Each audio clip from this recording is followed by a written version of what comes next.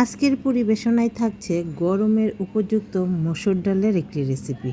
মসুর ডালের সাথে থাকছে করলা এবং সাজনা। আর করলা আমার মতো করে রান্না করলে একটু তিতা লাগবে না, বরং বাচ্চারাও চেয়ে চেয়ে খাবে। মা, করলা এবং সাজনা দিয়ে মসুর ডাল রান্না করছো? একটু বেশি করেই রান্না করো, কারণ এই ডালটা আমার অনেক পছন্দ। এবার বুঝতে পারছো তো? তাহলে চলো ঝটপট করে রান্নাটা করে ফেলি। আর সেই জন্য দেখতে পেলে আমি এখানে ছোটো বাটির 1 বাটি মসুর ডাল নিয়েছি। মসুর ডালটা খুব ভালো করে ধুয়ে নিয়েছি। ধুয়ে এবার চুলায় বসিয়ে দিলাম, সাথে দিয়ে দিলাম পর্যাপ্ত পরিমাণে পানি। পানিটা অবশ্যই তোমরা তোমাদের চয়েস অনুযায়ী বাড়িয়ে বা কমিয়ে দিতে পারো। অনেকে পাতলা ডাল খেতে পছন্দ করে, আবার অনেকে ঘন, সেই বেসিসেই কিন্তু তোমরা পানিটা দিবে।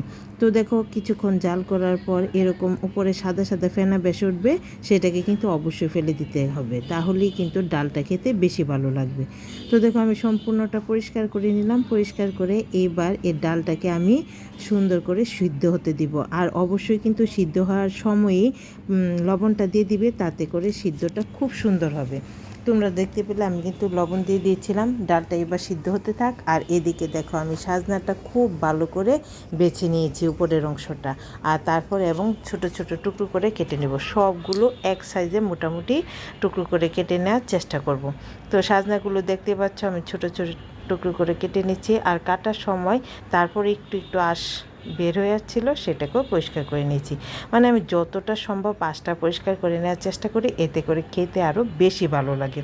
তো দেখো, সাজনা কাটা হয়ে গেলে এখানে নিয়েছি করলা। আর করলাটা আমি একটু মোটা মোটা করেই কাটতে চেষ্টা করছি। এই ডালে করলাটা একটু মোটা করে কাটলেই বেশি ভালো লাগে। তো মোটা করে কেটে প্রথমে রাউন্ড রাউন্ড কেটে তারপর অর্ধেক করে কেটে নেব। এইভাবেই সবগুলো করলা আমি কেটে নেব। আর যেহেতু করলাটা খেতে একটু তিতা লাগেনি, তাই একটু বেশি করেই করলা দিতে চেষ্টা করেছি। তো করলাগুলো এভাবে সবগুলো কেটে নিব। কেটে তারপর একটা বাটিতে নিয়ে নিলাম। এবার এখানে অ্যাড করে দেবো একটু লবণ। লবণটা দিয়ে খুব ভালো করে মেখে নিব। এভাবে মেখে 10 মিনিট রেখে দিব, তাতে করে করলার যতখানি তিতা আছে প্রায় 50%-এর মতো বের হয়ে যাবে। এই প্রসেসে তোমরা একবার করলাটা রান্না করে দেখবে, একটু তিতা লাগবে না। তো দেখো, আমি 10 মিনিট রাখার পর অনেকটাই করলা সফট হয়ে গেছে, প্লাস যে তিতা অংশটা আছে সেটাও কিন্তু বের হয়ে যাচ্ছে। এইভাবে এখন চিপে চিপে সবটা পানি আমি জড়িয়ে নিব, তাতে করেই অর্ধেক করলার তিতো বের হয়ে যাবে। তো এভাবে সুন্দর করে করলাটা চিপে তেঁতুল জলটা বের করে আমি এবার সাইডে রেখে দিব। আর দেখতে পাচ্ছ কতটা কিন্তু পানি বের হয়েছে। এইদিকে আমরা চলে আসবো ডালের কাছে। ততক্ষণে ডালটাও কিন্তু খুব ভালো করে সিদ্ধ হয়ে গেছে। দিয়ে দিব অল্প পরিমাণ হলুদ গুঁড়ো। মসুর ডালে কিন্তু হলুদ একটু অল্প পরিমাণে দিতে হয়। তো ডালে হলুদটা দিয়ে এবার খুব ভালো করে একটা ঘুটনি দিয়ে ঘুটে নেব। খুব ভালো করে ঘুটে নিলে তবে কিন্তু ডালটা খেতে খুব ভালো লাগে। তো দেখো, সুন্দর করে ঘুটেও নিলাম। ডালটা অনেকটাই ঘন হয়েছে। এই ডালটা কিন্তু অবশ্যই একটু ঘন রান্না করো, তাহলেই খেতে বেশি ভালো লাগবে। এই পর্যায়ে আমি এখানে দিয়ে দিলাম আগে থেকে সুন্দর করে কেটে ধুয়ে বেছে পরিষ্কার করে রাখা সাজনাটা। সাজনাটা তোমরা চাইলে একটু বেজে তারপর দিতে পারো, কিন্তু আমি বাজার চাইতে এভাবে দিলে বেশি ভালো লাগে, তাই সরাসরি দিয়ে দিলাম। এবার অন্য একটি কড়াইয়ে দিয়ে দিলাম তেলটা গরম হয়ে গেলে এখানে আমি দিয়ে দিব যে করলাটা আমরা পানি জড়িয়ে রেখেছিলাম সেটা দিয়ে দিলাম। দিয়ে এবার এর সাথে দিয়ে দিব খুব অল্প পরিমাণ হলুদ গুঁড়ো। দিয়ে এবার করলাটাকে আমি একদম হালকা ব্রাউন করে ভেজে নিব। এইভাবে ভাজলে বাকি যতটুকু তিতো ভাব থাকে সেটাও চলে যাবে। মানে মোটমাট খেতে তখন অসাধারণ লাগবে। করলা যে তিতা হয় সেটাই মনে পড়বে না, এতটা ভালো লাগে। একবার আমার মতো করে ট্রাই করো, তাহলে কিন্তু তোমরা বুঝতে পারবে। তো দেখতে পাচ্ছ আমি কিন্তু অনবরত নেড়ে ছেড়ে করলাটাকে খুব সুন্দর করে হালকা ব্রাউন করে ভেজে নিয়েছি। এভাবেও তোমরা ভেজে নিবে। ভেজে তারপর এটাকেও সরাসরি আমি ডালের সাথে অ্যাড করে দিব। অ্যাড করে এবার আরেকটু এটাকে সিদ্ধ করে নিব, যেন সবগুলো পারফেক্টলি সিদ্ধ হয়ে যায়। আর সিদ্ধ হয়ে গেলে তারপর আমরা যে কড়াইয়ে করলাটা ভেজেছিলাম সেই কড়াইয়ে সম্বাদ দিয়ে দিব। সেই জন্য আরেকটু তেল দিয়ে দিলাম। দিয়ে তারপর এখানে দিয়ে দিব শুকনো মরিচ। আগে শুকনো মরিচটা একটু ভেজে নিব, কারণ বাকি যে উপাদানগুলো আমি অ্যাড করব সেগুলো দেওয়ার সাথে সাথেই হয়ে যায়।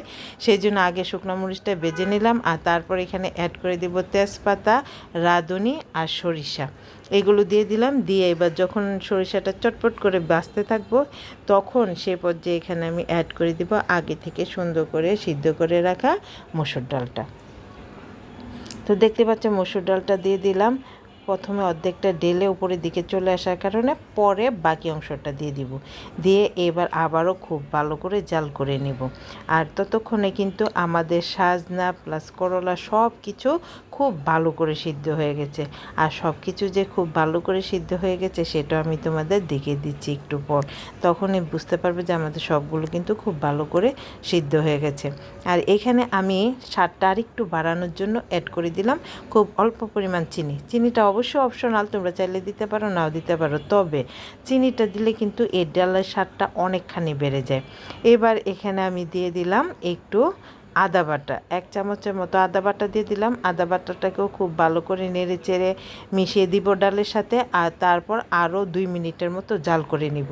আর দেখতে পাচ্ছ আমার করলা প্লাস সাজনা সব কিছু কিন্তু খুব সুন্দর করে সিদ্ধ হয়ে গেছে। এভাবে সুন্দর করে সিদ্ধ করে নিতে হবে। সবগুলো যখন খুব সুন্দর করে সিদ্ধ হয়ে যাবে প্লাস আদা বাটাটা দিয়ে 2 মিনিটের মতো জাল হয়ে যাবে, তখন সবার লাস্টে এখানে আরও একটু উপাদান দিয়ে দিব, যার কারণে এই ডালটা খেতে আরও বেশি টেস্টি হয়। গরমকালে পেট ঠান্ডা রাখতে এই ডালের জাস্ট কোনো তুলনা হয় না, বিশ্বাস করো। যদিও আমি এই ডালে কোনো ধরনের পেঁয়াজ রসুন ইউজ করিনি, কিন্তু তারপরও খেতে যে এত টেস্টি হয় যে তোমরা ঘরে তৈরি না করলে কিছুতেই বুঝতে পারবে না। তো দেখো, কথা বলতে বলতে এখানে কিন্তু আমি অ্যাড করে দিয়েছি রাঁধুনি বাটা। হ্যাঁ, এই রাঁধুনি বাটাটা অবশ্যই অ্যাড করো, দেখো খেতে একদম ভিন্ন স্বাদের একটা ডাল হবে, সবাই খেয়ে অনেক বেশি পছন্দ করবে। তো তোমাদের কাছে কেমন লাগলো অবশ্যই কমেন্ট করে জানিও, আর ভালো লাগলে বেশি বেশি শেয়ার করে দিও। আমার ঘরের সবাই তো খেয়ে অনেক বেশি পছন্দ করেছে, আর তার প্রমাণটা এখনই তোমাদের দিচ্ছি। মা সেই মজা। সবাই ভালো থেকো, টাটা।